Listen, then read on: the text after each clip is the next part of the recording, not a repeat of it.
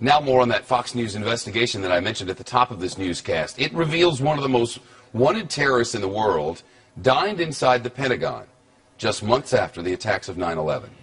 Anwar Al-Awlaki is the first American citizen on the CIA's kill or capture list. First American citizen. And feds have linked him to everyone from the Fort Hood shooter to the underwear bomber to the attacks of 9/11. Catherine Herridge is in Washington. We understand that the FBI had vital information about Anwar Al-Awlaki before he was invited to the Pentagon, right? Well, that's right, Shepard. There was clearly a breakdown in the vetting process at the Pentagon. These FBI documents obtained exclusively by Fox's investigative team show that less than 6 months after the 9/11 attacks, the American cleric Anwar Al-Awlaki, who was tied to 3 of the 5 hijackers on Flight 77 that struck the Pentagon, dined with military personnel after a Defense Department employee vetted the cleric.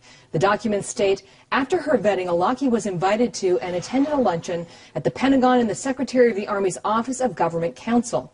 At that period of time, the Secretary of the Army was eager to have a presentation from a moderate Muslim.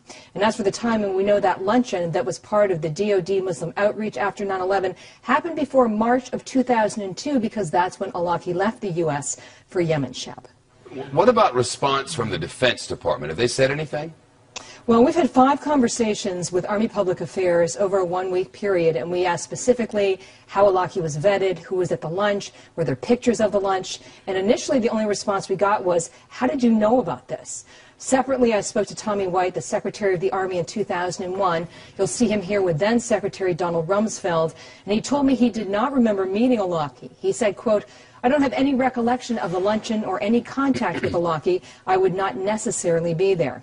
And after our report hit the web this morning, we got another call from Army Public Affairs, and a spokesman insisted that the Awlaki lunch was not an Army event, but it came under the Office of the Secretary of Defense, and he said that was different, and they will be following up with more information, and we'll bring that, of course, to you when we eventually get it, Chef.